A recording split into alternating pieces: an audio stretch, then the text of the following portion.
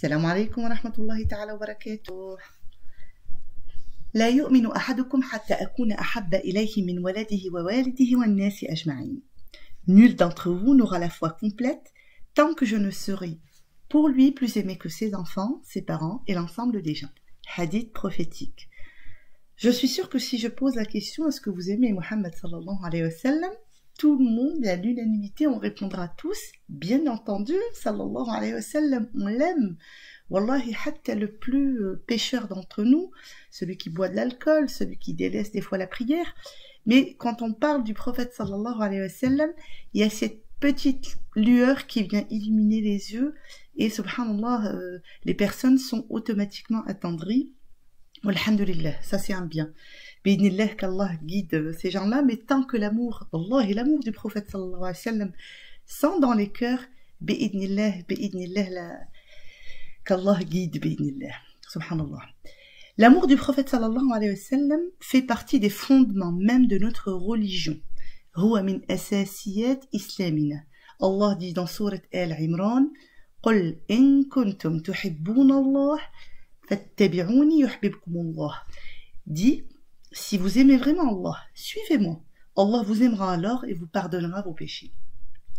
Rasul alayhi salatu wassalam, son nom est souvent collé au nom d'Allah azza wa jal dans le Coran. وَأَطِيعُوا اللَّهَ وَأَطِيعُوا الرَّسُولَ. Et obéissez à Allah et obéissez au prophète, dans certains versets du Coran. Subhanallah, on ne peut être musulman que si on fait shahada, on atteste qu'il y a un unique Dieu, la ilaha illallah, et que Muhammad sallallahu alayhi wa sallam est son messager. Subhanallah. La shahada qui termine al-adhan, qu'on entend 5 fois par jour. Quel honneur pour le prophète sallallahu alayhi wa sallam. Le fait d'aimer Muhammad sallallahu alayhi wa sallam nous facilite son respect, l'acceptation de ses recommandations et l'application de sa sunna. ييسر احترامه واتباع سنته وطاعة أوامره. La ilaha illallah. Comment ne pas l'aimer? Comment ne pas aimer Muhammad sallallahu alayhi wa sallam alors qu'il va intercéder pour nous le jour du jugement dernier? Il dit, sallallahu alayhi wa sallam, pour chaque prophète, une invocation est satisfaite. Tous les prophètes se sont empressés de demander l'attribution de leurs souhaits. Et j'ai gardé le mien pour ma communauté jusqu'au jour du jugement dernier. Elle sera satisfaite si Allah le veut et accordée à celui de ma communauté qui jusqu'à sa mort n'aura rien associé à Allah. Subhanallah. Il sera là le jour du jugement dernier à dire Ya Rabbi ummati, Ya Rabbi ummati, Ya Allah ma umma, ma umma. Il sera là en train d'intercéder pour nous. Comment ne pas l'aimer? Comment ne pas l'aimer et apprendre à nos enfants à l'aimer? C'est une grande erreur. Beaucoup de parents vivent leur islam sans le partager avec leurs enfants. Subhanallah. Pourtant, vous ratez un détour très important. Pourquoi? Parce que les apprentissages précoces lors de la période d'enfance sont le socle principal de la future personnalité de l'enfant. مرحلة الطفولة المبكرة أهم مراحل في بناء شخصية الإنسان. Et l'enfant, subhanallah, qui grandit avec l'amour du prophète sallallahu alayhi wa sallam, ne connaîtra pas à l'avenir de difficultés à l'accepter, à accepter sa sunna. الطفل يستأنس بهذا الحب منذ الصغر فيسهل عليه قبول السنة النبوية عند الكبر. Subhanallah. Et nos enfants, s'ils n'aiment pas le prophète sallallahu alayhi wa sallam, ne le prendront jamais en modèle. لن يقتدوا به. Subhanallah. Et الجنة أيضا هي مستقر من أحبه.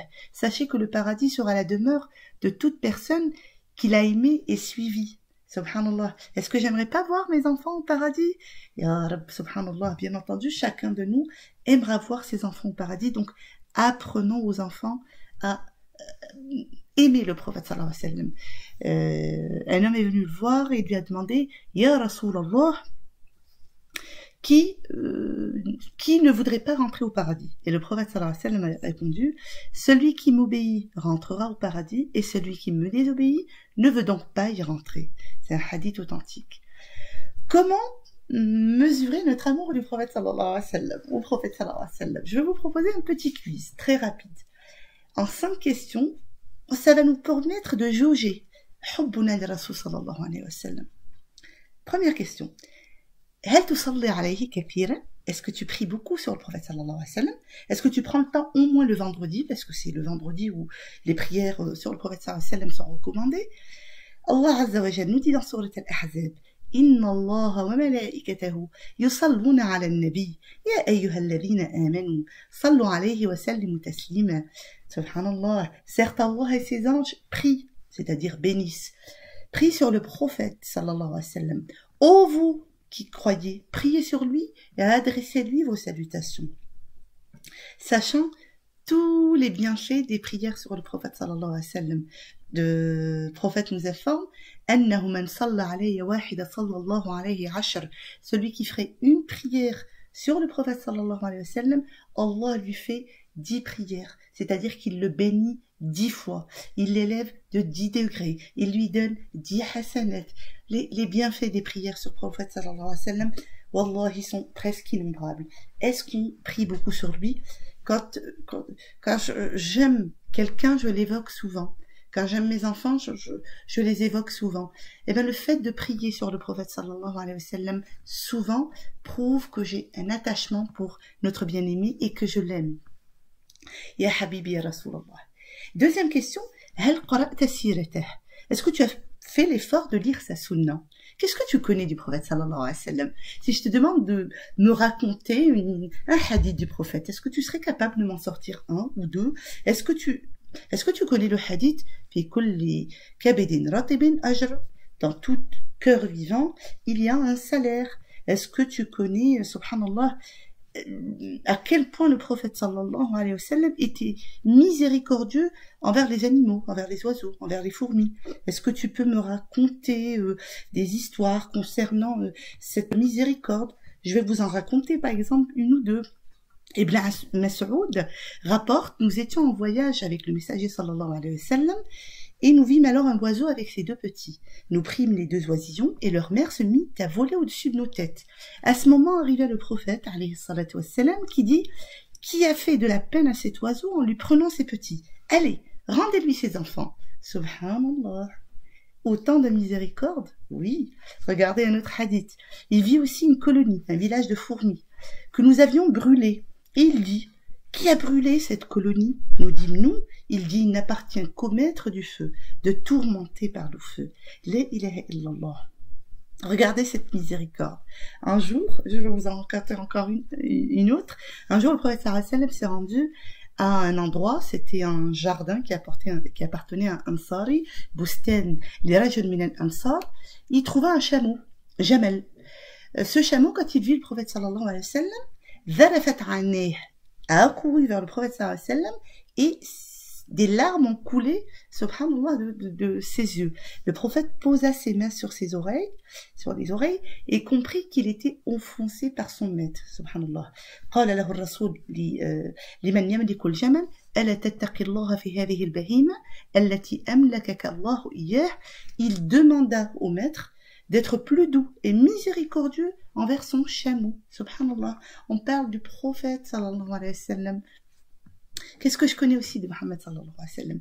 Est-ce que je suis capable de décrire son comportement? À quel point il était magnanime? Regardez cette histoire. Un jour, un bédouin le tira brutalement par son habit, et en lui laissant des traces au cou. جذبه أعرابي برداء جذبة شديدة حتى أثرت في صفحة عنقه. Et alors le prophète sallallahu alayhi wa sallam lui dit: tu sais que je peux te demander compensation. Subhanallah. Alors que le bédouin lui avait dit avec un ton très méchant: charge mes deux chameaux que voici du bien qu'Allah t'a donné. Tu n'auras pas chargé ni de ton bien, ni du bien de ton père. Subhanallah. Malgré ça, le prophète sallallahu alayhi wa sallam ne s'énerva pas et fut très magnanime à son égard. Et il lui rappela qu'il pouvait demander réparation. Mais l'homme était sûr de lui. Il lui dit: non, tu ne vas pas le faire. Il lui dit: pourquoi? La réponse du bédouin: parce que tu ne rends pas le mal par le mal. Subhanallah. قال لأنك لا تكافئ السيئة بالسيئة. ضحك النبي عليه الصلاة والسلام. Le prophète rit et ordonna de charger au bédouin un chargement d'orge, un chameau d'orge et d'autres de dattes. Subhanallah. À quel point il est magnanime. Ce messager sallallahu alayhi wa sallam qui prenait le temps de s'arrêter pour saluer les petits sahaba qui avaient 10, 11 ans, subhanallah, et de leur dire salam alaykum, de discuter avec eux, de prendre de leurs nouvelles. Subhanallah, quand il faisait as-salat, quand il commençait la prière avec la volonté de la faire durer, dès qu'il entendait pleurer un enfant, il s'empressait de le terminer rapidement, sachant combien peut souffrir une mère quand elle entend les pleurs de son enfant. Subhanallah, la ilaha illallah Muhammad Rasulullah. Est-ce qu'on connaît tous ces aspects-là de la vie du prophète sallallahu alayhi wa sallam? Troisième question, هل عرفت هديه؟ هل اتبعت سنته؟ Est-ce que tu connais ses recommandations? Est-ce que tu suis sa sunna? Subhanallah. Il faut, après avoir lu sa biographie, l'avoir enseigné à mes enfants, il faut prendre le temps de méditer sur ces histoires et en tirer des leçons et des enseignements bénéfiques pour ma vie. Subhanallah. Allah Azza wa Jal nous dit dans sourate Al-Ahzab, لقد كان لكم في رسول الله أسوة حسنة لمن كان يرجو الله واليوم الآخر وذكر الله كثيرا. En effet, vous avez dans le messager d'Allah un excellent modèle à suivre pour quiconque espère en Allah et au jour dernier et invoque Allah fréquemment. Allah nous dit également dans sourate Al-Imran, قل إن كنتم تحبون الله فاتبعوني يحببكم الله ويغفر لكم ذنوبكم والله غفور رحيم. Dit, si vous aimez vraiment Allah, suivez-moi. C'est le prophète sallallahu alayhi wa sallam qui parle. Allah vous aimera alors et vous pardonnera vos péchés. Allah est pardonneur et miséricordieux. Subhanallah. Donc, je dois connaître la sunna du prophète sallallahu alayhi wa sallam. Je ne peux pas être musulman sans connaître la sunna du prophète, sans connaître les hadiths du prophète. Est-ce que vous connaissez le hadith Man kana yu'minu billahi wal yawmil akhir falyaqul khayran aw liyasmut. Celui qui croit en Allah et au jour du jugement dernier, qu'il dise du bien ou se taise. Est-ce que je connais le hadith? Laysa al-muslimu bis-sabbab. Le musulman n'est point insultant. Ma naqsa malun min sadaqa. Nul aumône n'amoindrit un bien. Ibtisamutaka fi wajhi akhika sadaqa. Ton sourire au visage de ton frère est une aumône. Ad-dinu an-nasiha. La religion, c'est le bon conseil. Est-ce que je connais les hadiths du prophète sallallahu alayhi wa sallam? Est-ce qu'elles ont laissé une trace dans ma vie? Est-ce que je les applique au quotidien? Subhanallah. Eh bien, à vous de répondre à cette question et de savoir si vous aimez votre prophète ou pas. Quatrième question. هل تحدثت عنه مع غيرك ممن لا يعرفون عنه شيئا? Est-ce qu'il vous arrive de discuter avec ceux qui ne le connaissent pas des mérites de notre bien-aimé, sallallahu alayhi wa sallam, ou du mien? Est-ce que vous avez pris le temps de parler du prophète sallallahu alayhi wa sallam avec vos proches, avec votre famille, avec vos enfants? Est-ce qu'un jour, vous avez eu l'idée de faire une soirée où, allez, vous préparez vos petits gâteaux et vous vous dites, ce soir, on va parler du prophète sallallahu alayhi wa sallam. On va faire une petite halqa. يقول الرسول صلى الله عليه وسلم بلغوا عني ولو آية. Transmettez de moi ne serait-ce qu'un seul verset. Ça signifie que le musulman a l'obligation de transmettre les versets coraniques et les hadiths qu'il a eu la chance de connaître à toute personne qui n'a pas eu cette chance. Subhanallah. Est-ce que mes enfants, mes propres enfants, est-ce que je pense à leur apprendre des petits hadiths? Mes frères et sœurs qui connaissent pas spécialement. Pas forcément des grands hadiths, allez-y, donc c'est Ramadan, dites-vous d'ici la fin du Ramadan, Inch'Allah, je me fais une soirée où je prends un petit hadith et j'en parle avec mes enfants. Il y en a plein. Man qala la ilaha illallah dakhala al-jannah. Celui qui dit la ilaha illallah rentrera au paradis. Je fais cette bonne annonce à mes enfants. Inna Allah jamilun yuhibbul jamal. Allah est beau, il aime la beauté en toutes choses. Inna Allah yuhibbu idha amila ahadukum amalan an yutqinahu. Allah aime quand l'un de vous effectue une tâche qu'il l'accomplisse correctement. Subhanallah. Imatatul adha an at-tariq sadaqa. Ôter une nuisance sur le chemin est considéré comme une aumône. La yadkhulul jannah namam. Ne rentrera point au paradis quelqu'un qui fait de la colportation. Man lam yashkurin nas lam yashkurir Allah. Celui qui ne remercie pas les gens ne saura pas remercier Allah Azza wa Jal. Quoi d'autre? Laysa minna man lam yarham saghirana wa yuwaqqir kabirana. Ne fait pas partie de nous celui qui ne se montre pas miséricordieux avec nos jeunes, nos petits, et qui se montre respectueux vis-à-vis de nos aînés. La ilaha illallah. Est-ce que tu connais le hadith? Ou est-ce que tu peux transmettre ce hadith? Al-muslimu man salima al-muslimuna min lisanihi wa yadihi. Le musulman, c'est celui dont les gens sont à l'abri de sa langue et de sa main. الكلمة الطيبة صدقة. La bonne parole est une aumône. لا تغضب ولك الجنة. Ne te mets pas en colère et tu auras le paradis. Subhanallah, il y a tellement de hadiths qu'on peut transmettre. Tout simple. Je n'ai pas besoin d'avoir un immense savoir, mais je peux transmettre à mon niveau ce que je connais. Subhanallah. Donc allez-y, Inch'Allah. Si le prophète sallallahu alayhi wa sallam, le jour où vous verrez le prophète sallallahu alayhi wa sallam, il faudrait que vous soyez fiers de vous et que vous soyez très heureux de lui dire Ya Rasulallah, je t'aime et voilà ce que j'ai fait sur terre pour toi. J'ai transmis ta bonne parole, j'ai lu ta biographie, j'ai fait beaucoup de salat alayk, Ya Habibi Ya Rasulallah, j'ai suivi ta sunna, j'étais énervé tel jour mais je me suis tue parce que je sais que la tardab, il faut pas se mettre en colère, il faut pas se mettre en colère. Et ainsi de suite, subhanallah. La ilaha illallah. Cinquième question et dernière question. Est-ce que tu te remets à sa sentence dans toutes les disputes et dans tous les différends qui t'opposent aux autres? Est-ce qu'en fait tu respectes la parole du prophète sallallahu alayhi wa sallam? Allah nous dit dans Sourate An-Nisa, le verset 65, فَلَا وَرَبِّكَ لَا يُؤْمِنُونَ حَتَّى يُحَكِّمُوكَ فِيمَا شَجَرَ بَيْنَهُمْ ثُمَّ لَا يَجِدُوا فِي أَنفُسِهِمْ حَرَجًا مِمَّا قَضَيْتَ وَيُسَلِّمُوا تَسْلِيمًا. Subhanallah. Non, par ton Seigneur, ils ne seront pas croyants aussi longtemps qu'ils ne t'auront demandé de juger leurs différends, désaccords, et qu'ils n'auront éprouvé nulle angoisse pour ce que tu auras décidé, et qu'ils se soumettent complètement à ta sentence. Il dit également dans Sourate Al-Ahzab, Allah Azza wa Jal, j'aime beaucoup ce verset du Coran, وَمَا كَانَ لِمُؤْمِنٍ وَلَا مُؤْمِنَةٍ إِذَا قَضَى الله ورسوله أمرا أن يكون لهم الخيرة من أمرهم ومن يعص الله ورسوله فقد ضل ضلالا مبينا. Il n'appartient pas à un croyant et une croyante, une fois qu'Allah et son messager ont décidé d'une chose, d'avoir encore le choix dans leur façon d'agir. Et quiconque désobéit à Allah et son messager, c'est certes égaré, d'un égarement évident. Subhanallah. Ibn Abbas, ce pieux savant, subhanallah, quand il faisait des fatwas, il disait, Qala Rasoul alayhi salatu wassalam, il y avait des personnes qui lui disaient, oui, mais Abu Bakr a dit ça, Omar ibn al-Khattab a dit ça. Et il se mettait dans une colère terrible. Il leur disait, mais يوشك أن تنزل بكم حجارا من السماء. Vous risquez de recevoir, subhanallah, des pierres qui vont descendre du ciel, subhanallah, en punition pour vos paroles. Je vous dis, le prophète sallallahu alayhi wa sallam a dit, et vous osez me dire Abu Bakr et Omar, sachant que Abu Bakr, subhanallah, si on venait à peser sa foi, comme a dit le prophète sallallahu alayhi wa sallam, et la foi de toute la umma musulmane, c'est la foi du calife Abu Bakr qui l'emporterait. Omar ibn Khattab, savez-vous c'est qui Omar ibn Khattab, le deuxième calife en islam? C'est le seul être que Shaitan redoutait. Quand Omar ibn Khattab marchait dans une voie et que Satan était dans la même voie, et ben c'est Satan qui changeait de chemin, par peur de Omar ibn Khattab.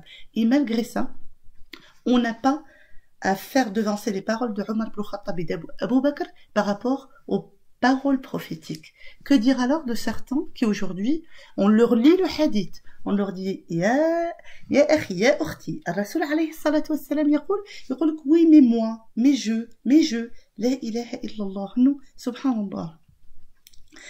Pour aimer le prophète sallallahu alayhi wa sallam, laissez-moi vous terminer ce petit rappel par une belle histoire. Il y a de magnifiques récits d'amour dans le subhanallah que les sahaba nous ont rapporté. Je vais vous raconter juste une. C'est qissat al-jida' alladhi yahin, subhanallah. Avant que la tribune du prophète sallallahu alayhi wa sallam ne soit installée dans sa mosquée, le prophète faisait son sermon près d'un tronc d'arbre. كان يقوم يوم الجمعة إلى شجرة أو نخلة ليخطب بها سبحان الله بجانبها. Il se dressait et tenait le tronc pour que les compagnons puissent le voir. Et une fois la tribune installée, le prophète sallallahu alayhi wa sallam ne tenait plus le tronc. La ilaha illallah. Il se dirigea vers sa tribune et pendant qu'il montait, on entendit un gémissement provenant du tronc. Pour le départ du prophète sallallahu alayhi wa sallam. صاحت النخلة صياح الصبي فنزل النبي عليه الصلاة والسلام فضمها إليه تئن أنين الصبي الذي يسكن سبحان الله كأنها كانت تبكي سبحان الله. Donc le prophète sallallahu alayhi wa sallam a été vu descendre de sur sa tribune et revenu vers le tronc de l'arbre, le caresser. Alors le tronc d'arbre s'est calmé. C'est un hadith authentique rapporté par Al-Bukhari, la ilaha illallah. Al-Hassan al-Basri, qui est un très grand savant musulman, disait Ya ma'shar al-muslimin, ô vous êtes croyants, al-khashaba tahinnu ila rasoul, voici un tronc d'arbre qui ressent de la nostalgie pour notre prophète. Wa shawqan ila liqa'ih fa antum ahaqqa an tashtaqu ilayh. Donc un tronc ressent de la nostalgie pour notre prophète, vous devriez être plus soucieux de le voir. La ilaha illallah Muhammad Rasulallah. Alors, vous avez répondu aux 5 questions. Donc maintenant, vous savez à quel niveau vous aimez le prophète sallallahu alayhi wa sallam et quels sont, bi'idhnillah azza wa jal, les efforts qui vous restent à faire. Sallallahu ala sayyidina Muhammad. Allez, en terminant ce cours, on va commencer, subhanallah, faites une centaine de fois salat ala nabi, ou plus si vous le voulez. Allez-y. Allahumma salli ala Muhammad wa ala ali Muhammad, kama sallaita ala Ibrahim wa ala ali Ibrahim, wa barik ala Muhammad wa ala ali Muhammad, kama barakta ala Ibrahim wa ala ali Ibrahim, innaka hamidun majid.